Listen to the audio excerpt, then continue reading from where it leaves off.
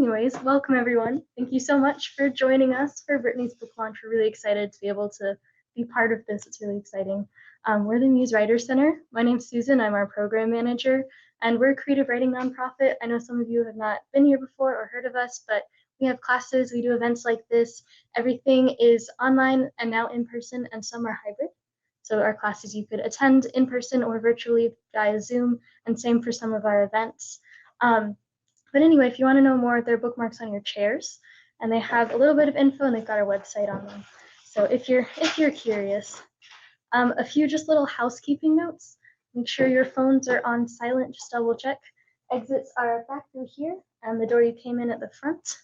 And the way this will kind of go tonight is we'll have Brittney read a bit, and then a brief Q&A, and then I think she has a few books to sell. And if you have yours already, we'll do a quick signing, and we have the most beautiful cake I swear ever seen. It is wonderful over there, which is amazing. I think most of y'all know Brittney, but I will give a brief bio. Brittney is a mother and a Norfolk native, and in 2019 she earned her BA in English from ODU, along with a minor in film and video studies. And in 2020 she graduated from Liberty University with her MA in public relations. And Suspended License is Brittney's debut novel, which we are so excited to be celebrating. So please join me in welcoming Brittney.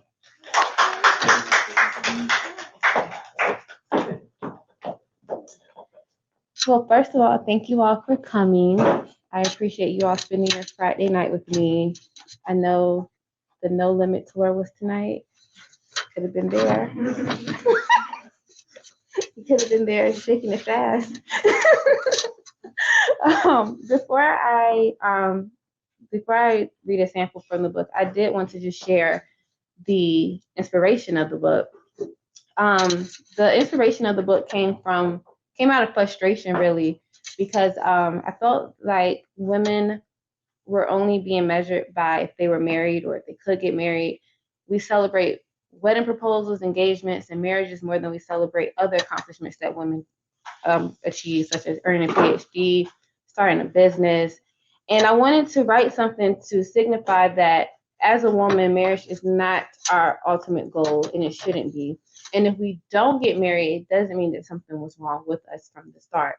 And then the other inspiration of the book was to show that sometimes we don't always get it right, or sometimes our parents don't always get it right.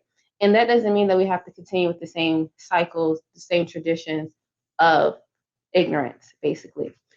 Just because a marriage did not work is not the end of the world. Divorce is not going to make or break you. It may be something that you have to get over with, but it's better to take 2 steps forward, to take 2 steps backwards, to take 10 steps forward than continue not moving. So those were the inspiration to me writing this book. If you like this book, there is a prequel coming out, and then after the prequel is a sequel to the prequel. So we'll be able to completely follow these characters a little bit more, because I wrote some more about them. And I will go ahead and read a sample from the book. Give me 1 second.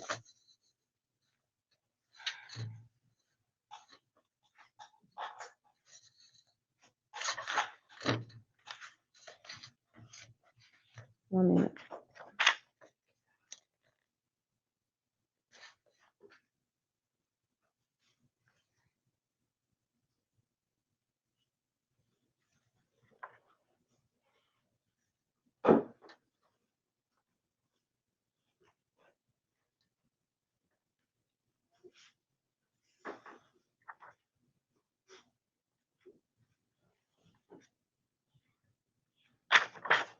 TT, you started reading it.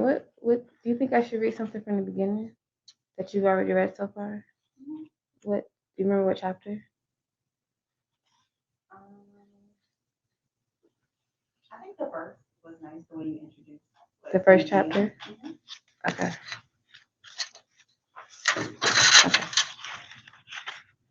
The prelude or chapter 1? When they were packing up to move. Okay. So it's the prelude. Okay. So the prelude takes place in 2003. The The two preteen girls sat in Mia's bedroom and helped her pack up her belongings as her family prepared to move to their new home. Their friendship started about 5 years ago at a Girl Scouts meeting. Since then, the pair was inseparable, spending just about every weekend at Mia's house. Lexi became part of the family. The Fosters practically adopted her as their own. Despite Oscar's absence, he cared and looked after her as if she were his own child. Tammy gravitated towards her. Some even accused her of showing Lexi more attention and affection than her own daughter. Mia, however, all of the family togetherness did not stop Mia's brother, Roman, from having an insanely big crush on Lexi. So the girls helped pack up all of Mia's little Bow Wow and B2K posters. They gently placed her massive CD collection into boxes. They carefully folded her patched Xanadu and bedazzled mud jeans and placed them in the moving boxes. Mia hastily threw her Nike Air Force Ones with a variety of different colored check marks into boxes. Here, you can have these, she said, tossing the pair of I Love You Melissa shoes trimmed in hot pink to Lexi. I know you asked your mom to buy you a pair. They make my feet sweat, she offered. Thanks. I'll wear these with my jeans and my hot pink baby fat shirt you gave me, she confirmed. I still can't believe your mom didn't buy you any back to school clothes, Mia confessed. Tell me about it. What about your baby pink Tims? Lexi asked. Not a chance, Mia replied with a laugh. Joining in on the laugh, Lexi stopped her packing assistance and hopped on Mia's bare queen-size mattress. Surveying the room, she admired how Tammy helped decorate her daughter's room. I wish I didn't have to share a room with my mom. I would love to have a pink and glitter room like yours. I still can't believe you're leaving this house. I can't wait to see your new house, Lexi confessed. The Lisa Frank look is so played out. I asked my mom if I could have an all leopard room in our new house, Mia revealed. I would give all this stuff to you, but like you said, you have to share a room with your mom. You know, that is actually child abuse. Why hasn't your mom moved from your grandparents' house? Every child deserves their own room, you know, Mia continued. Tell me about it. I'm glad I always come over here, though. Y'all have cable, the snacks, your own phone line, and the line to the internet, and your mom turns on the air in the summertime, she said, breaking into a laugh. Leaving her post from her closet, Mia dropped a pair of black kidding dress shoes into the box and joined Lexi on her bed. Maybe at the new house, my mom will let you have your own room. They say it's 7 bedrooms, and it's in Ghent, Mia offered. With bulging, surprising eyes, Lexi repeated, 7 bedrooms? Who needs 7 bedrooms? Your parents plan on having more kids, she said. I hope not, Roman. I hope not. Oh, it's a train. I hope not, Roman. The little bit brother is enough. My parents work too much to have another kid. I don't have boobies like yours. I can't take care of a baby, Mia said, laughing.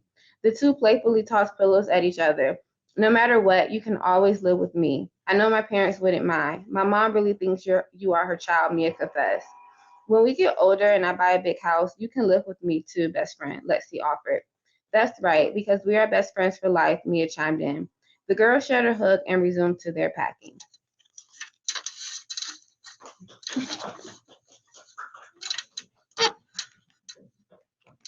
So, any questions?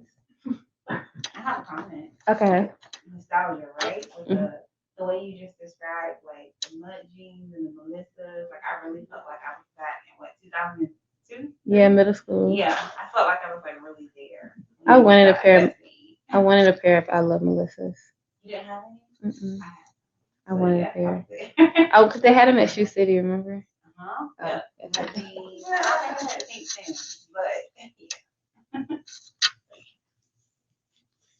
So in every book, even if the book is fiction, there's a little truth. So do you identify with either one of the characters in the book? Well, I did have an all leopard bedroom, Mom. You did?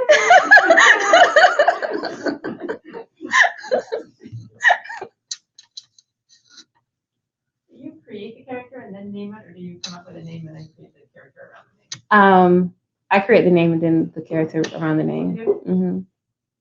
Yeah. So this book was fairly easy because it's like I started writing in 2016, so it was more recent. But like the prequel or like started in 1945, so I had to think of like old names. You don't know why in 1949 name Anaya. Like, yeah, there's a Tammy in this book. I know. Oh. Oh. I can see why you didn't want her to think that it was based on her already. I wrote, like I created Tammy before I started working there, so it wasn't off of her. Yeah. She wasn't that memorable for me to name a character after her.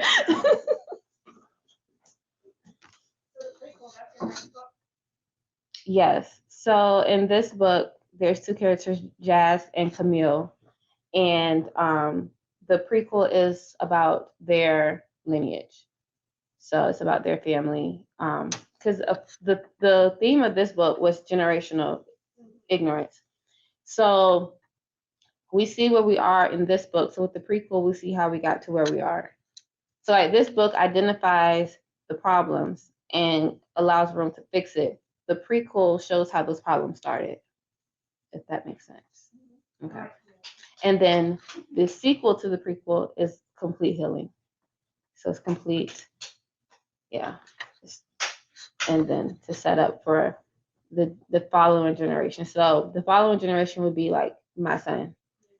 The issues that we had previously would not exist anymore.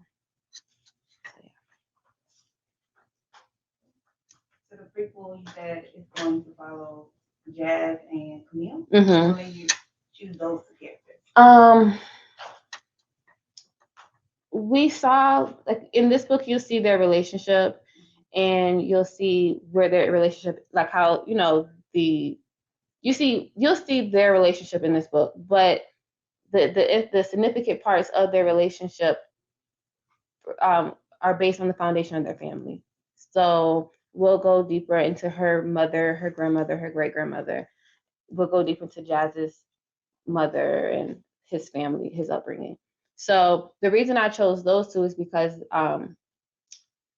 they were my example of what a healthy relationship could possibly look like. So that's why I chose to write it off of their families.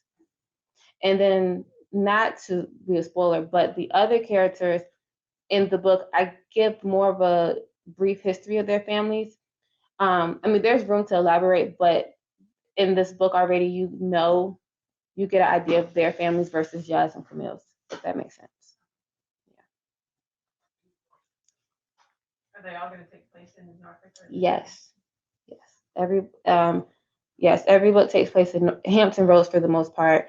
And every book will be kind of considered a bit of historical fiction because each book I will drop in a gem of history from this area. For example, it's not a spoiler, but in this book I mentioned the 1989 oceanfront riot.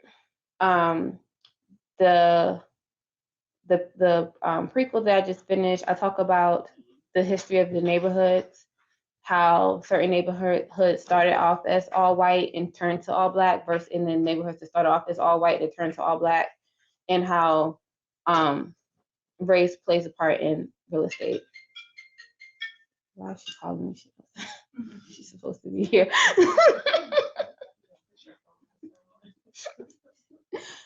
So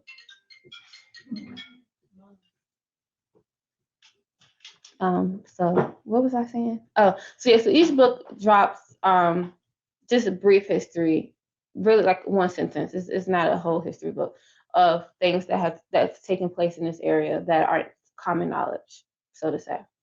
Yeah. So you've already finished the prequel? The prequel's finished. The prequel is finished. I have one beta reader. They always say you should have two. So I sent it to one beta reader. I'm looking for a second. And the logistics behind the second book, I don't know if I'm gonna continue with the same publisher or not. So I'm kind of holding on to it for a little bit before I move forward with the publishing of the second book. But I'm currently writing a third book as we speak. Yeah. A beta reader is someone who reads the unedited, unrevised manuscript. And they basically just tell you, they're not an editor. They just basically tell you if the story makes sense. So what's your takeaway for it? It seems like you're all about girl power. And I love that. That's great. And so what's your big takeaway? So someone that's maybe a young woman, maybe 25, made some mistakes, trying to get back on track. I mean, what's the big takeaway that you want someone to read this book to take away with? There's no cookie cutter approach to life. I think we've all kind of come up with this: go to college, get married, work a job until you retire, and that's life. And that doesn't apply to everyone. It applies to some, but not to all.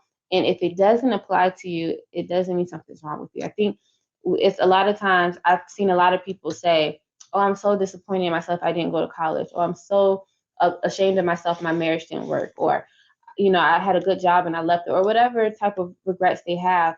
And just because you may have those regrets, or just because you may have made those decisions, is not a life sentence. And just because one person took a certain route in life is not the blueprint for everyone else. So for any impressionable women who read this book, I want them to know that you can take any route you want to take, and it does not always have to be to get married. If you have a child, it doesn't mean it's the end of the world. It doesn't mean you're undesirable. It doesn't mean you can't pursue your dreams, because you still can. So that's the biggest takeaway from the book. Thank you.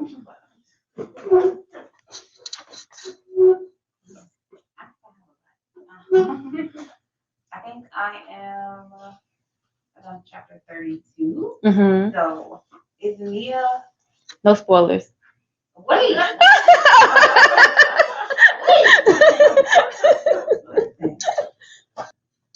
Is she gonna redeem herself? Yes. You don't have to give me any details. Yes. Okay. Yes. She's not gonna be left out. She's not gonna drown. She's gonna be saved. Mm-hmm. Mm-hmm. Okay. Last one. So writer to writer, was it difficult for you at all to master third person? No. Third person is, I can't do first person. Really?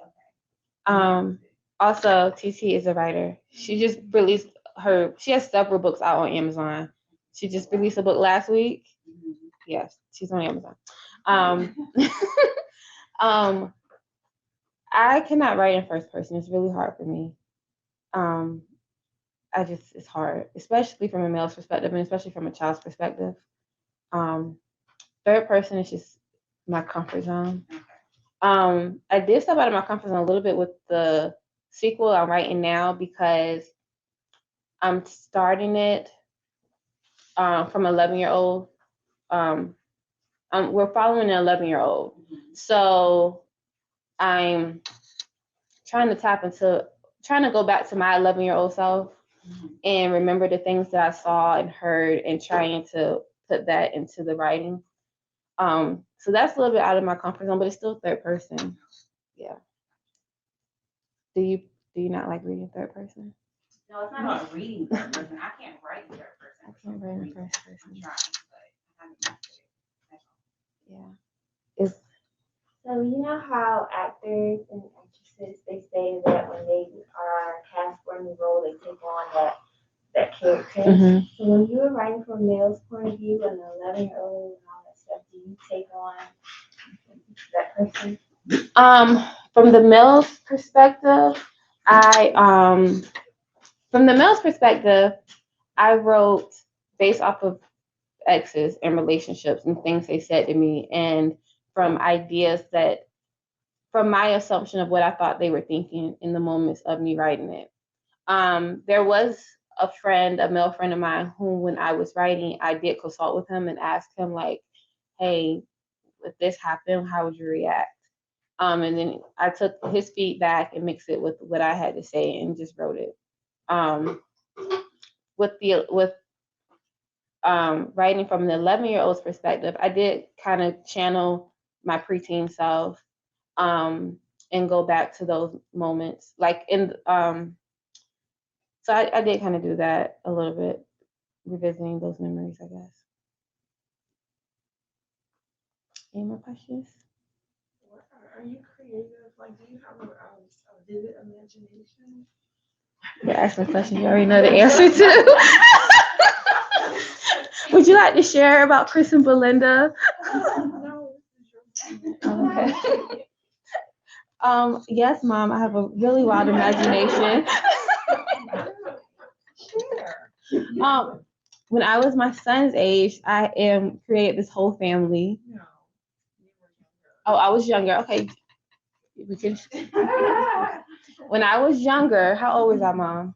I think we met Chris and Belinda was probably about 3. Okay, so when I was 3 years old, I created this family. It was Chris. She was married to Brick, and Chris had a sister named Melinda and Belinda. They were twins, and I created this whole family, and they lived in my head, and I would talk about them to people, and it was so bad that people thought they were real people.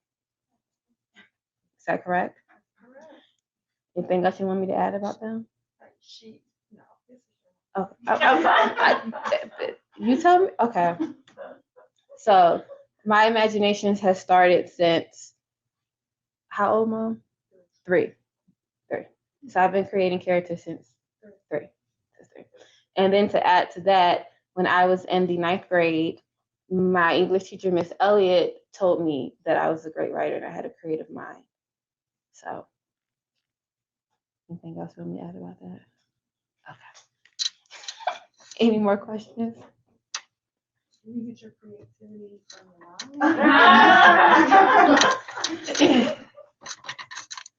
My mom is very dramatic. She's very extra. I bet you she's beautiful. She's very beautiful. She's an amazing mom. So I'm sure she contributed that part of my DNA to me. Thank you so much.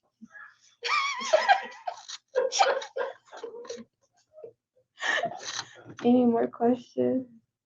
I did have a question. Yes, So, I am the opposite of you, You are. and I am not a writer. you're right. And when I was forced to write stories, I would get bored and I would get off track, and I would go elsewhere. So, did you feel like are you one of those people that can sit down, zone in, type out, or are you like a sit and wait, come back? Like, do you need? No, so when I'm working on a book, the characters live in my head the entire time I'm writing. So You're putting your story from your head. yeah. So, do you think of the whole story first? No, because writing is rewriting. So even for this book, the way the story initially started out is totally different from what it started out here. And the same with all the other things I worked on. So you have a vision, and then as you're writing it out, that vision just turns. It's happened every time so far. Does that happen with you, TT? Does your story change? Yeah. Yeah. So writing is rewriting. It never stays the same. So Did you know the ending when you started? no. Absolutely. I didn't know the ending until I wrote the ending. You write on paper or on a computer? On a computer. So I make notes. I have like a legal pad, and I write attributes of the characters, which I have to do anyway so that I can remember, so everything ties in together anyway. But the bulk of the writing is just on computer. You have an amazing son. Did he help you with the book at all? He did. What did he do? He doesn't like being on the spot, Mom. The historical points that are in the book, where'd you get them from? Did you do research? Or did you have Yes, I did research. So I did. So like I said, this book mentions the 1989 riots on the ocean front, which was something I had no idea even happened until I read Taraji P. Hence's book. She was there and she talked about it. From there, I did research, which was really hard because finding the archived news reports, because for some reason I think Virginia Beach likes to suppress their negative news. So it was really hard, and then I had to pay for some of them. So I did a lot of research, and the thing about historical fiction is you do a lot of research just for 3 sentences at the most. It's really not that involved. So it was a lot of research to try to get an idea of what the atmosphere was like. But yeah, that's what I did. Any more questions? Yes. Like going through it now. So, Tyler Perry, your favorite, offers you an unlimited budget to turn your book into a movie. Mm-hmm. What cast would you pick to Okay, that's a good question. So, Taraji P. Henson will play Renee. She can either play Renee or Gina. She can do both.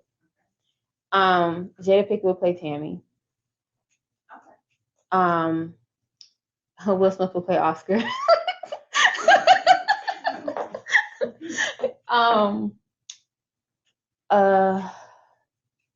It's the girl on Instagram Jazz Love. She used to do skits. You know what I'm talking about? Kyra Pratt would play Lexi. You know Just Hilarious from Instagram? She'll play Mia. Yeah, you don't see that? You can't. Jill Marie Jones will play Cheryl. Have you got that far to Cheryl? Have you been introduced to Cheryl yet? You been introduced to Cam yet? Cam. The guy? In the book. Okay. He will be played by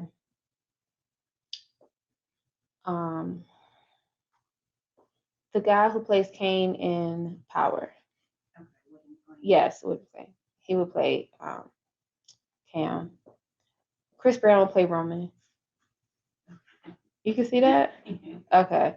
Am I missing someone? Cam. Jazz. Somebody has to have dreads to play Jazz. I want him to have dreads. I can't think of anybody right now who has dreads.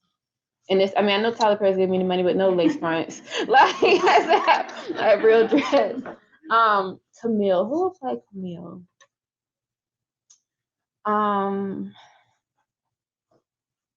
Camille will be played by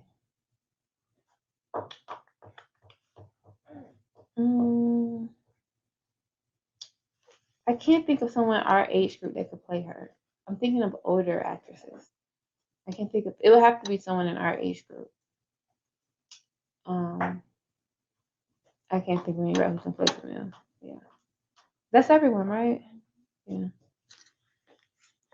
Any other questions? It's not a question, but I just want to tell you that I'm very proud of you and I love your work. And Thank you. It's really, really cute. And you're great. Thank you.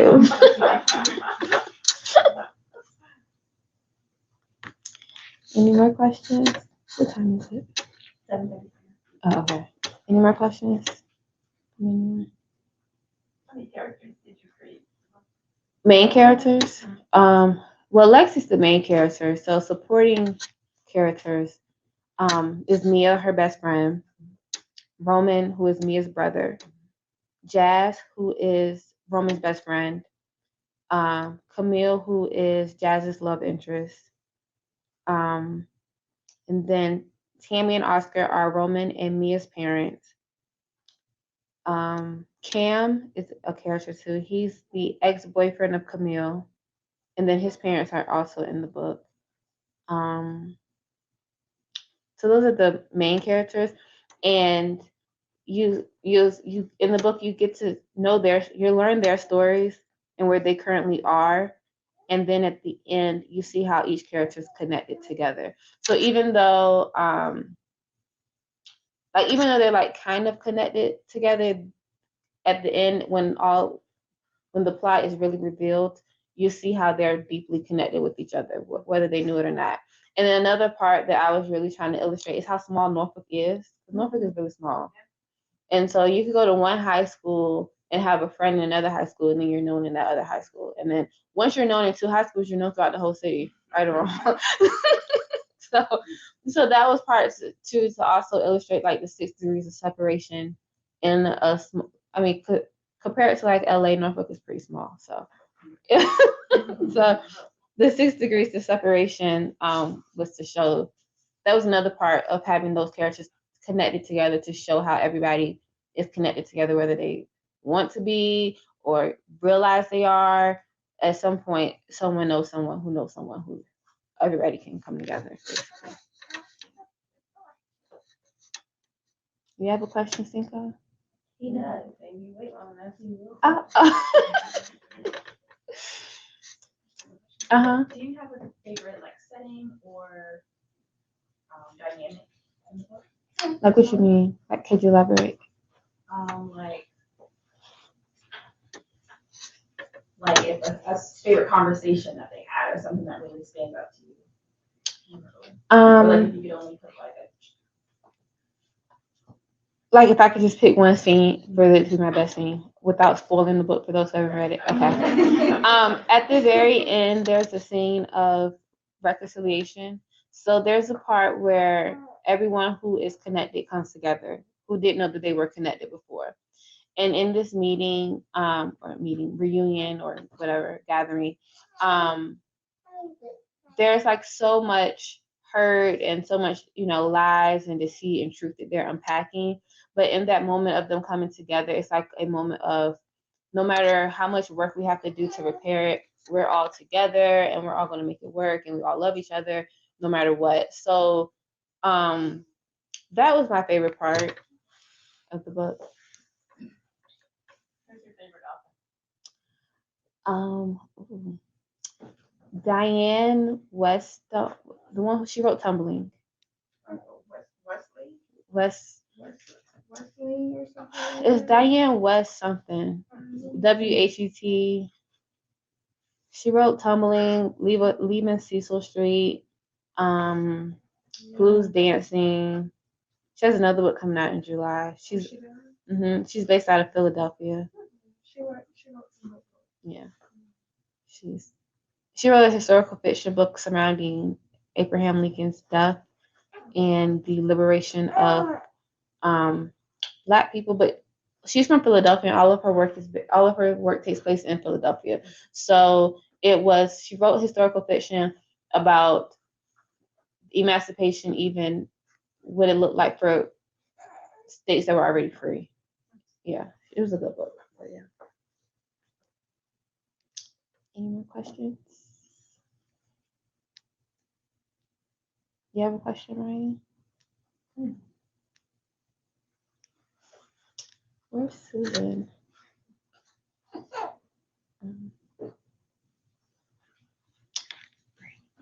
Okay. Yeah, we can wrap up now. Oh, okay. So.